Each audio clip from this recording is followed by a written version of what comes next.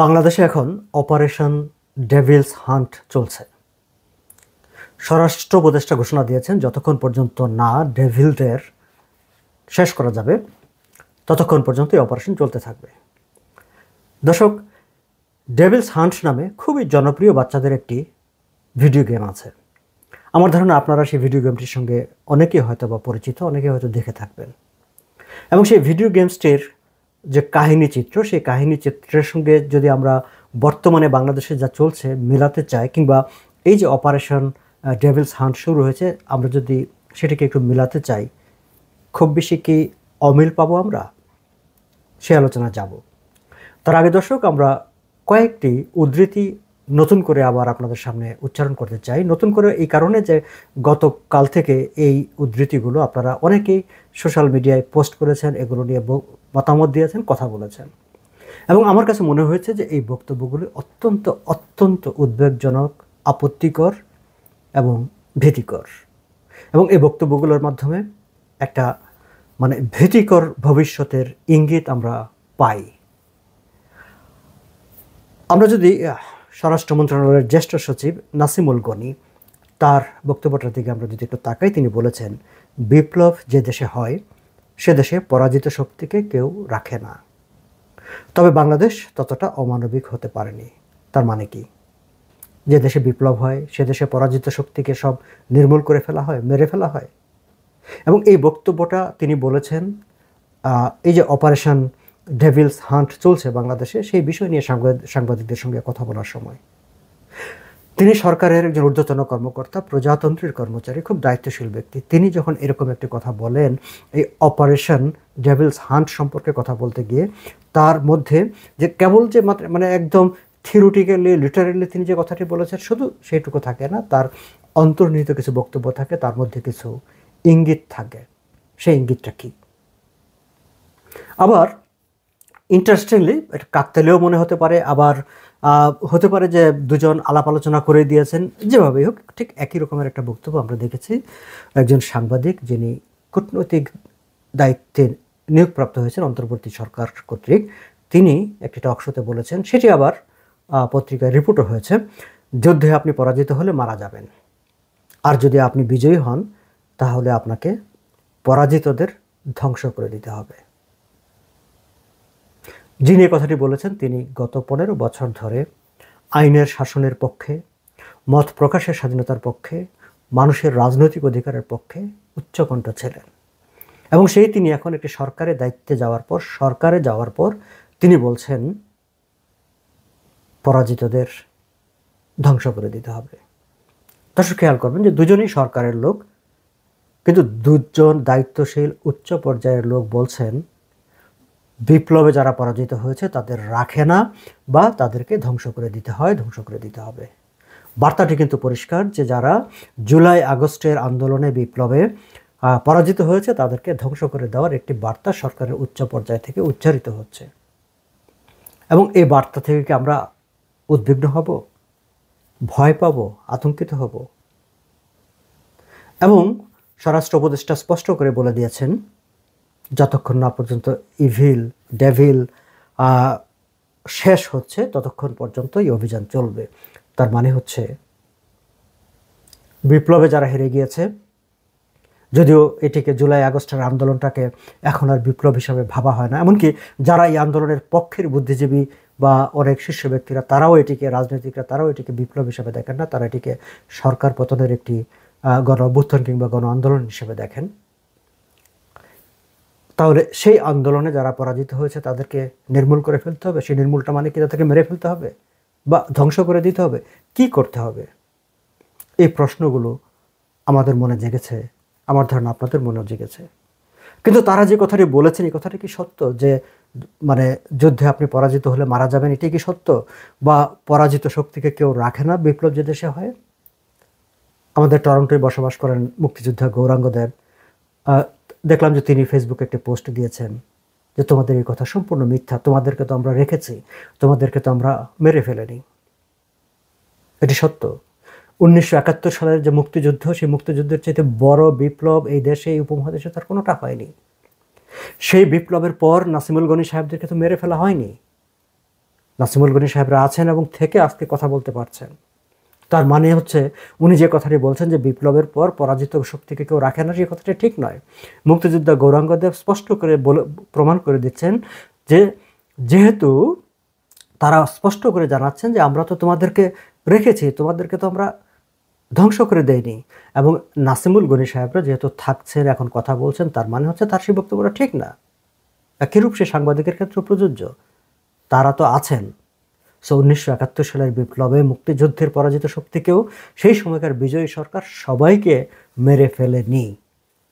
তাহলে তাহলে তারা এখন কেন পরাজিত শক্তিকে ধ্বংস করে ফেলার এই ফতোয়া দিচ্ছেন? অপারেশন ডেভিলস হান্ট নিয়ে ডেভিড বার্গম্যান একটি টুইট করেছেন। আপনারা জানেন যে ডেভিড বার্গম্যান তিনি বিগত সরকারের সময় আওয়ামী লীগ সরকারের তুমুল সমালোচক ছিলেন এবং এই ডেভিলস হান্ট এই অপারেশনটি নিয়ে তিনি যে টুইটার দিয়েছেন সেই টুইটারে তিনি স্পষ্ট করে বলেছেন যে এই অপারেশনটি কেন চালানো হচ্ছে, কাদেরকে ধরার জন্য চালানো হচ্ছে। এটি পরিষ্কার যে আওয়ামী লীগের নেতাকর্মীদেরকে গ্রেফতার করার জন্য এটি চালানো হচ্ছে। এবং তিনি এটিও বলার চেষ্টা করেছেন যে তোমাদের এই কাজটি আসলে আওয়ামী লীগের সময়ে মানে যে কাজটি করা হতো ঠিক একই রূপ তোমরা ঠিক তাদেরকে অনুসরণ করতে চাচ্ছ। এবং তিনি বলছেন ইট শুড বি স্টপড নাও, এটি এখনই বন্ধ করা দরকার। আমিও বলি, আমরাও বলি যে আপনারা এই যে অপারেশন ডেভিলস হান্ট নামে যে অপারেশনটি শুরু করেছেন তার উদ্দেশ্যটাই তো আপনাদের মহৎ না।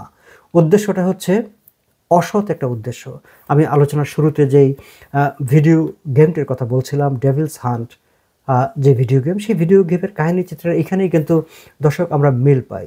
সেই কাহিনী চিত্রে ধনী ব্যবসায়ীর ছেলে ভিভান্ত তিনি সব কিছু হারিয়ে ফেলেছিলেন, সব একেবারে নিঃস্ব হয়ে গিয়ে তারপর তার মধ্যে যখন প্রতিশোধ স্পৃহা জাগে তিনি শয়তানের সঙ্গে একটা আতাত করে তিনি শয়তানের যে শক্তি, পৈশাচিক যে ক্ষমতা, সেই ক্ষমতাকে তিনি গ্রহণ করেন, অর্জন করেন এবং তারপর সেই পৈশাচিক ক্ষমতায় প্রতিশোধ স্পৃহায় শয়তানের চাইতেও দানবের চেয়েও পৈশাচিকভাবে একের পর এক প্রতিশোধ নিতে শুরু করেন।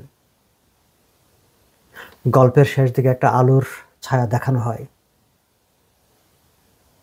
কিন্তু মাঝখানের এই যে কাজটি ডেভিলস হান্ট ভিডিও গেমের যেই বিভৎসতা, যে পৈশাচিকতা, যে শয়তানি, তার সঙ্গে কি আমরা এই যে এই অপারেশন শুধু যে কেবল নামের আমরা মিল খুঁজে পাই তাই তো নয়, আমরা উদ্দেশ্যের মধ্যেও কিন্তু একটা মিল খুঁজে পাই।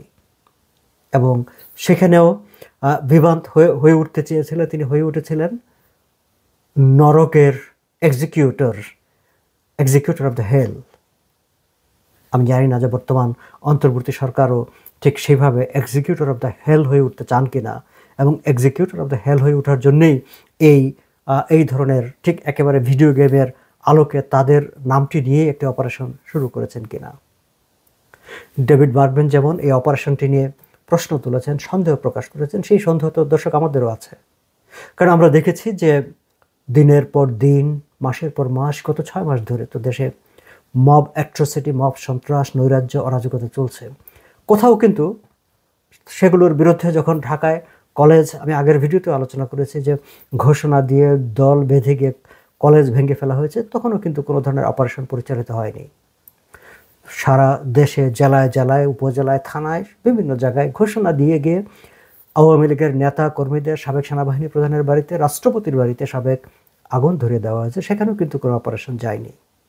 কিন্তু যখনই গাজীপুরে তারা হামলা করতে গিয়েছে, এটি স্পষ্ট, এবং হামলা করতে যাওয়ার পর যখন প্রতিরোধের মুখে হয়েছে তখন হামলাকারীদের পক্ষে সরকার রাষ্ট্রীয় আইন শৃঙ্খলা রক্ষী বাহিনী, সেনাবাহিনী, যৌথ বাহিনীকে ব্যবহার করে একটি ডেভিলস হান্ট নামে একটি অপারেশন শুরু করে দিয়েছে। সেটিও তো সেই ভিডিও গেমের সেই যে প্রতিশোধ স্পৃহা, জিজ্ঞাসা, ঠিক সেই একই রকমই তো আমাদের কাছে মনে হয়। আমরা কি কখনো দেখেছি যে অন্তর্বর্তী সরকারের প্রধান ডক্টর মোহাম্মদ ইউনূস, যিনি শান্তিতে নোবেল বিজয়ী, তিনি কখনো আহ্বান জানিয়ে বলেছেন বাচ্চাদেরকে যে তোমরা আর অ্যাট্রোসিটি করো না, এই মব সন্ত্রাস বন্ধ করো, বন্ধ করতে হবে, আমি এটি চাই না, আমি আর একটি ঘটনাও দেখতে চাই না? তিনি আহ্বান জানালে কি হতো আমরা জানি না, কিন্তু তিনি কি আহ্বান জানিয়েছেন? তিনি আহ্বান জানালে আমরা অন্তত ভাবতে পারতাম যে শান্তিতে নোবেল পুরস্কার বিজয়ী একজন ব্যক্তি দেশের শান্তির জন্যে অ্যাট্রোসিটির বিরুদ্ধে প্রকাশ্যে একটি বক্তব্য দিয়েছেন। আমরা কিন্তু সেটি পাইনি, বরং আমরা দেখেছি তিনি বিভিন্ন সময় বিভিন্নভাবে সেগুলোকে অ্যাপ্রুভাল দিয়েছেন, সেগুলোর সাফাই গাওয়ার চেষ্টা করেছেন, যে সাফাই থেকে মনে হতে পারে বা আমাদের কাছে মনে হয়েছে যে রাষ্ট্র সরকার ডক্টর মোহাম্মদ ইউনূস এই অ্যাট্রোসিটিগুলোকে অ্যাপ্রুভাল দিচ্ছেন, অ্যাপ্রুভ করছেন। যাই হোক, দর্শক, শেষ করার আগে আবারও সেই আলোচনার ভিডিও গেমের কাহিনীর সঙ্গেই মিলাই। এই যে জিজ্ঞাসা, এই যে প্রতিশোধ পরায়ণতা, এটি বন্ধ হওয়া উচিত। এবং এই যে অপারেশন ডেভিলস হান্ট এর নামে প্রতিহিংসা পরায়ণতা, জিজ্ঞাসা বাস্তবায়নের জন্য রাষ্ট্রীয় সেনাবাহিনী, যৌথ বাহিনী, আইনশৃঙ্খলা রক্ষী বাহিনীকে ব্যবহার করা। আমরা দেখেছি যে প্রথম রাতেই প্রায় 1000-এর বেশি আওয়ামী লীগের নেতাকর্মী গ্রেফতার হয়েছে। এদের সবার বিরুদ্ধে যে মামলা আছে এমন নয়, এদের সবাই যে দাগি আসামি এরকম নয়। এবং সামনের দিনগুলোতে সারা দেশে ঠিক এভাবেই আওয়ামী লীগ করলে আওয়ামী লীগের নামগন্ধ আছে এমন সব লোকগুলোকে হয়রানি করা হবে, গ্রেফতার করা হবে। এবং একই সঙ্গে এগুলোকে ঘিরে বাণিজ্য, গ্রেফতার বাণিজ্য, নানা রকম পুলিশি বাণিজ্যও শুরু হবে। মানুষ হয়রানির মধ্যে পড়বে। এবং এটি সত্য যে এইসব ঘটনাগুলো নিয়ে আন্তর্জাতিক মহলে আমাদের সেনাবাহিনী, আমাদের আইনশৃঙ্খলা রক্ষী বাহিনী, আমাদের যৌথ বাহিনী তারা প্রশ্নের মুখে পড়বে। আমরা তাদেরকে প্রশ্নের মুখে ফেলবো কিনা, রাষ্ট্র হিসাবে বাংলাদেশকে আন্তর্জাতিক পর্যায়ে প্রশ্নের মুখে ফেলবো কিনা, সে ভাবনাগুলো ভাববার দরকার আছে। এবং সেই ভাবনা থেকেই আমি বলবো স্টপ দিস অপারেশন নাও, যেটি ডেভিড বার্গম্যান বলেছেন। আজ এ পর্যন্তই, ধন্যবাদ।